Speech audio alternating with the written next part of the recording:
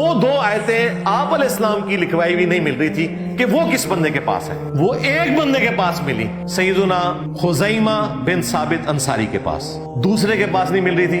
زید بن ثابت نے یہ رول بنایا تھا کہ جب تک 2 صحابہ کے پاس کم از کم مجھے نوٹس نہ ملیں اس وقت تک میں اپنا یہ کام کمپلیٹ نہیں سمجھوں گا۔ یہ 2 آیات ایسی تھی جو کسی دوسرے صحابی کے پاس نہیں تھی، وہ بھی معجزہ ظاہر ہوا، وہ بخاری میں ہی آتا ہے اور پورا واقعہ سنن نسائی میں موجود ہے کہ نبی علیہ السلام نے اپنے مبارک زمانے میں ایک شخص کے ساتھ سودا کیا کسی سواری کا۔ آپ نے کہا کہ تم ادھر رکو، میں گھر سے رقم لا کے تمہیں دیتا ہوں، اشرفیاں۔ نبی علیہ السلام گھر گئے، پیچھے سے کسی نے زیادہ قیمت لگا دی اس کو۔ جب حضور آئے تو اس نے کہا آپ کا تو میرا سودا ہی نہیں ہوا، اگر آپ سچے ہیں تو اپنا گواہ پیش کریں۔ وہاں سے حضرت خزیمہ گزر رہے تھے اور ان کا میں گواہی دیتا ہوں کہ تم نے اللہ کے نبی کے ساتھ سودا کیا۔ معاملہ سیٹل ہو گیا۔ بعد میں حضور نے کہا تم نے کہاں سے گواہی دے دی، تم تو موجود ہی تھے۔ ان کا یا رسول اللہ آپ کی مبارک زبان پہ میں نے اتنی بڑی بڑی گواہیاں دی ہیں کہ آپ کے پاس اللہ کا فرشتہ آتا ہے، اللہ کا پیغام لے کے آتا ہے، اے گواہی دشائی کوئی نہیں۔ پھر نبی علیہ السلام نے اس موقع پہ فرمایا تھا کہ ہر معاملے میں 2 گواہوں کی ضرورت ہے، لیکن اگر میرا خزیمہ کسی معاملے میں اکیلا بھی آ گیا تو اس کی گواہی 2 کے برابر تم نے شمار کر لینی ہے۔